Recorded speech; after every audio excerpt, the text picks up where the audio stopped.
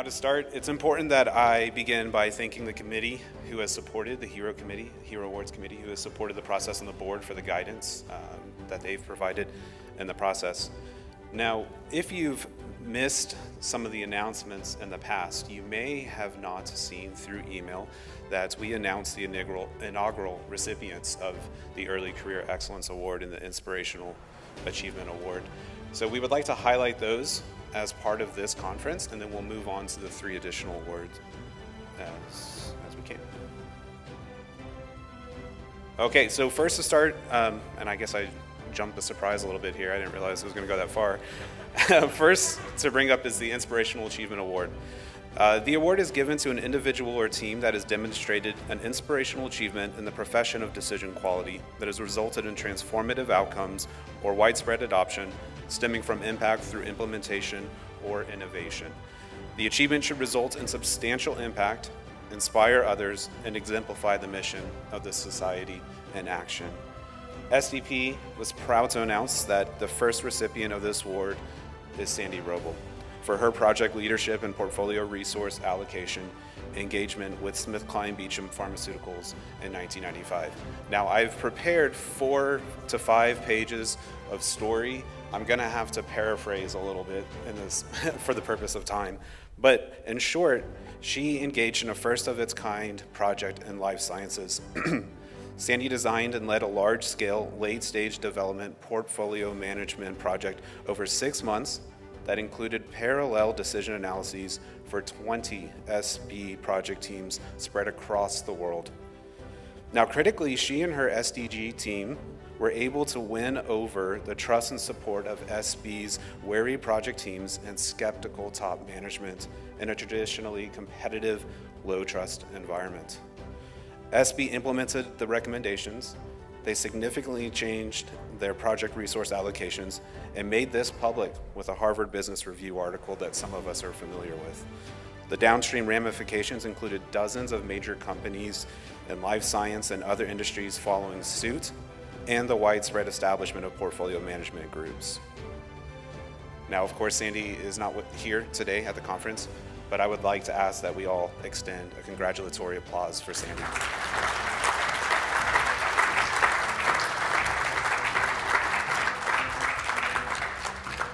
Excellent. The next one is for the Early Career Excellence Award. Now, this award honors individuals who at an early stage in their career have shown effort and dedication to the field of decision making, have contributed powerful new concepts or methods to the profession, or have applied its principles and excellence within their own organizations. SDP is proud to announce that the Early Career Excellence Award goes to Jisha Bhattacharjee. Sure.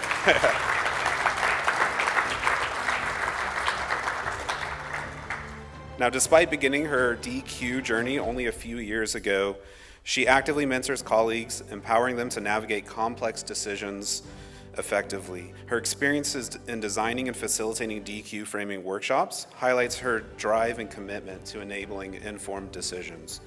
In a remarkably short period, couldn't get that out, Jisha's efforts have had a profound impact on the implementation of DQ within ExxonMobil.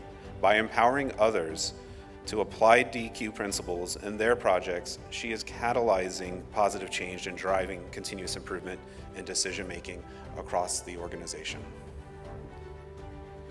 Okay, so next we have the if you want to do another applause, go for it. I will email her and let her know that you clapped twice for her. So, the next is the Distinguished Service Award. This is one of the new ones as well. This is awarded to those who exemplify the spirit of giving back to SDP through their contribution to building, strengthening, and improving the society. Thank you. Happens to be, there are 2 recipients of the award. The committee was quite motivated and moved by 2 nominees. Those award winners are Tony King and Gary Bush.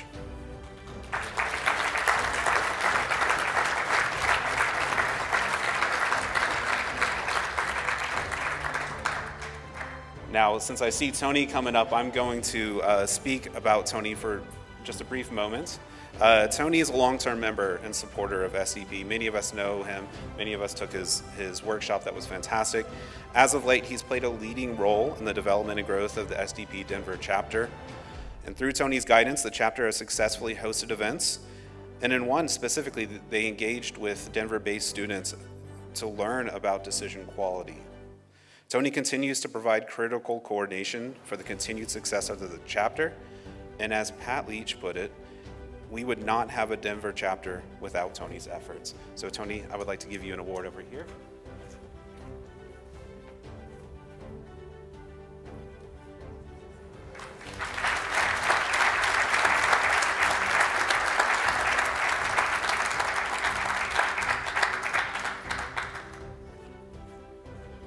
Excellent. Now the other recipient, Gary, is not here today at the conference.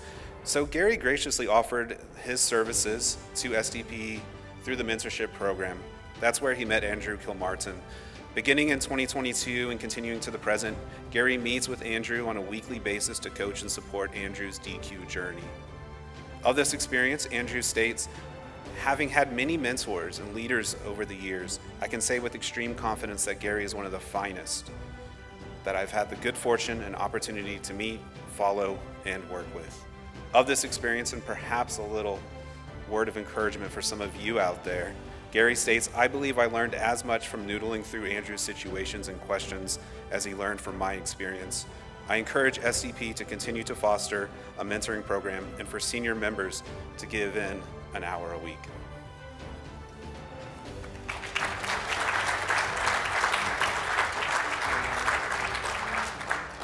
Okay, now to the fourth of the 5 awards, the Community Service Award. This award honors selfless and durable contributions through charitable service to advancing societal progress through better decision-making in civic, governmental, youth, and nonprofit domains.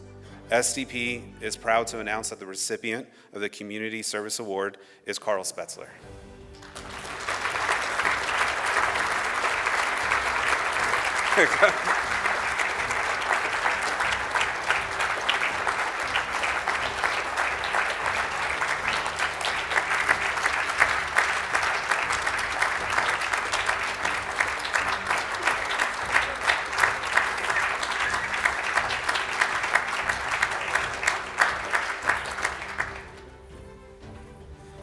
I would have run up here for my award. Carl was hesitant.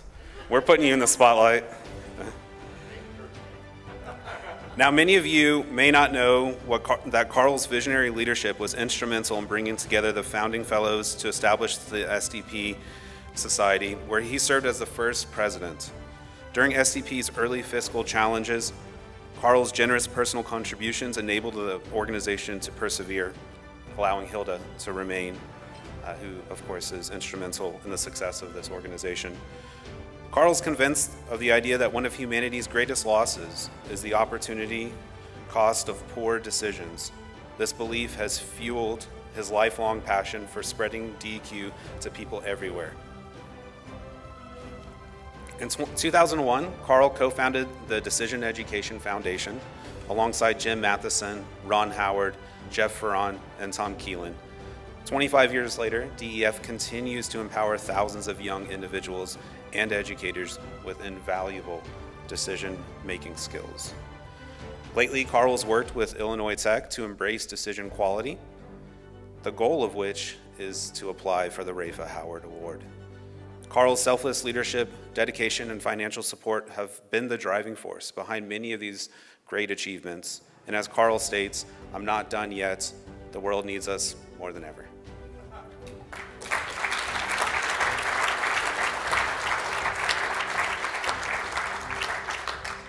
And finally, the Pioneer Award.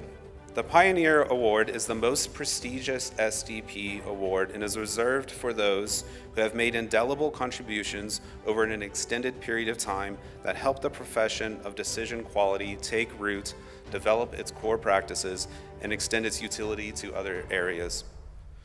SDP is proud to announce that this year's recipient of the Pioneer Award is Ellen Coopersmith.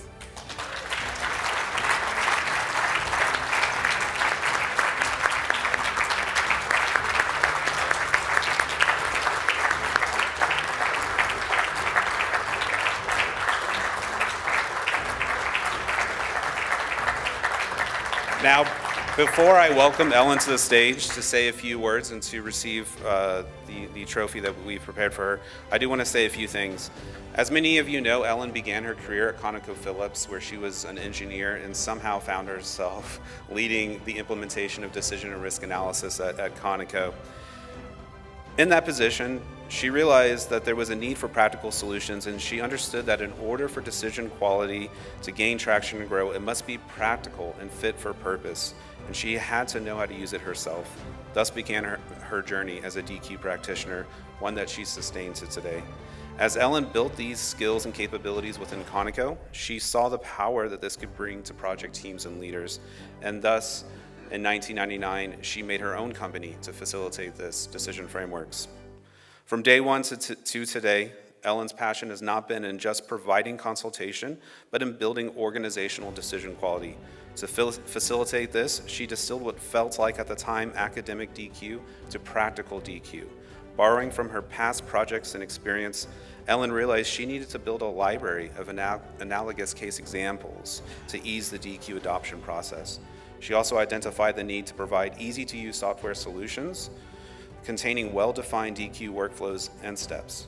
She's taught thousands of students all over the world the power of decision quality and revels in the stories from her students on how they've applied the way of working to their business and personal lives. Ellen's love of learning, teaching, and sharing has been a big part of her persona. She was at the very first decision analysis affinity group some 30 years ago because she wanted to connect with others in this space, learn from them, and share her experiences. Her commitment to SDP has been as a founding member of the first SDP chapter, the president of the society, and the conference chair for the annual meeting. To quote some of you in the audience today, Ellen has been relentless in her career about making decision science accessible to people through her training sessions and the tools her company developed. Her goal has always been to give people the skills and the tools to think their way through complex problems and decisions with or without the help of a decision professional. To quote another, Ellen has inspired, coached, trained, and moved an entire industry forward. She is a force. She cares, she innovates, and she tries new things. She's truly a pioneer. Ellen, please come to the stage.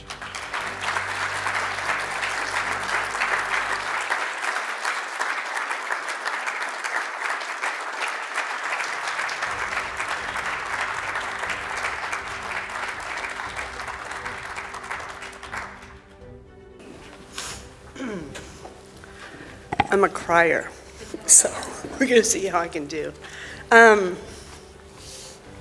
Just please bear with me a little bit. I'm going to read it if you guys don't mind. So I'm really shocked and honored to receive this award. Ray may have to read the speech, so we'll go through it as quickly as I can. I really want to sincerely thank the Society and nominating committee for sure for this incredible recognition. To say I'm surprised is really an understatement. I'm deeply touched, and being recognized by all of you, oh God, it's like, Jeremy's been to my kids' weddings. I do this all the time. I do this at our Christmas parties.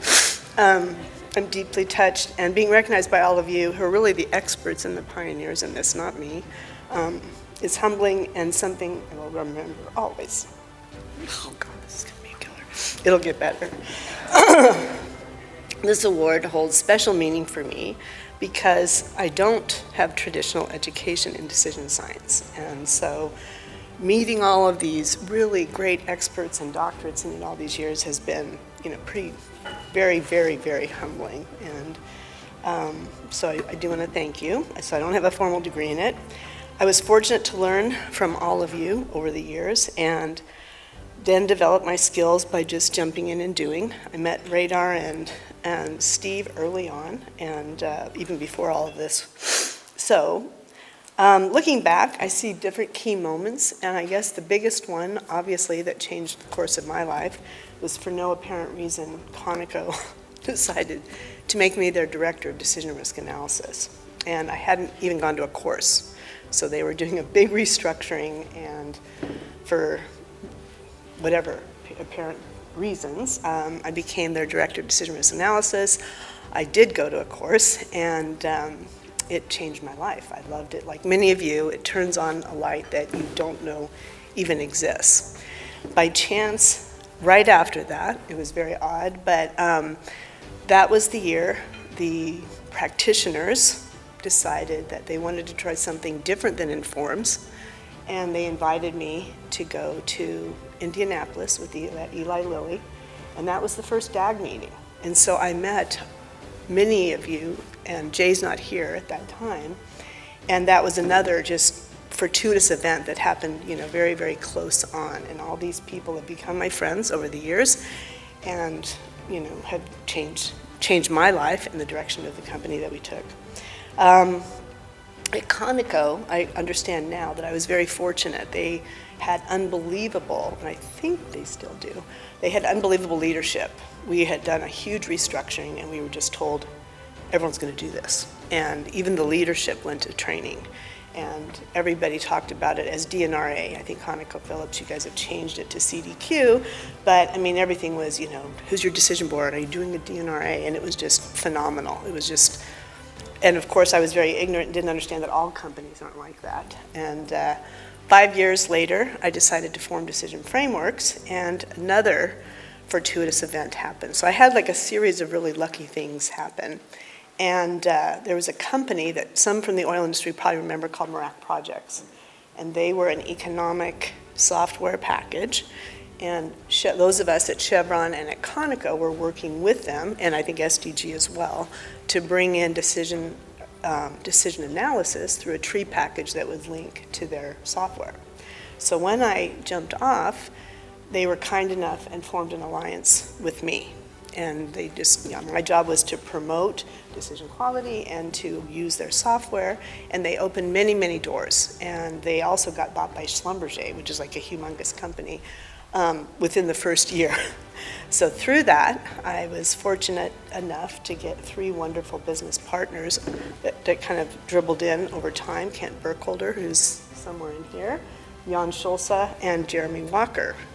And I think those were just, again, very odd chance events that changed our lives. Through them, I was always an engineer, and I wanted patterns. So I was looking for patterns in decision analysis and patterns in workflow. And when I was teaching at first, the oil industry wanted real problems. They didn't want the toilet paper tissue case. They wanted problems from what they were doing. And to help them get a lot of stuff done, I made some very rudimentary Excel templates. So my partners who joined us said, we got to make this software. Can't we? And I was like, I don't really want to do that. It's not me. But it has been very instrumental in enabling, which is really what we do. And so those different events were very key. So some life outside of the big company, I learned that people learn best by, what Conoco taught me was that anybody can really do this. You did not need someone to come in and do it for you. Organizations could learn to do it themselves. You did not have to have a degree. You could become a practitioner and develop skills. And then really what I learned once I left was that people really learn best by working cases that were relevant to them. So that was the birth of a case library. For decision quality to scale, the process had to be easy. And so, not that it wasn't before, but we've worked as a whole organization to make it very nimble, and I thank all the things you guys are doing for that as well. I read the book Crossing the Chasm, and that talks about making things easy, and I see that that's really where the industry has gone through all these different approaches and tools, and so I thank you as well for that. The principle, so there's 4 learnings that I want to share with you, and then I promise to get off here. 1, I think as we've all been teaching it for a gazillion years and watching different organizations, the first thing is every organization needs the same ingredients for implementation, but their recipes differ, and rightly so, and you guys will continue to evolve those.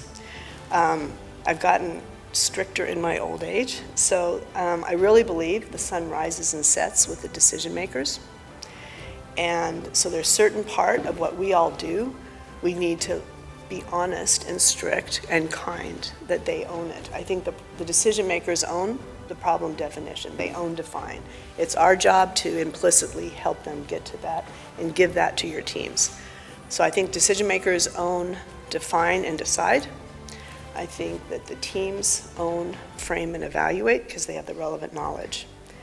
The second learning is pre-frame. We have to make it nimble. You have to get your heads around the anatomy of the decisions that you're helping facilitate. So I've learned that that is key for at least me. And don't skip those frame reviews, right? Work with your organizations and we call Lucy Arnaz, right? I don't know how many of you even have heard of I Love Lucy. Yeah, it's a little bit dated. But she basically got Desi to do whatever she wanted, and he didn't even know, right? So your job is to help these organizations adopt decision quality thinking, and how you do it and how you balance implicit and explicit is going to be key to all of our success, and I continue to see that. So I want to thank you for this incredible honor, for the friendships that I've made with all of you. Through SDP, we really are fortunate to stand on the shoulders, Carl's words, of giants. And I'm grateful for every day to be part of this. Oh my God.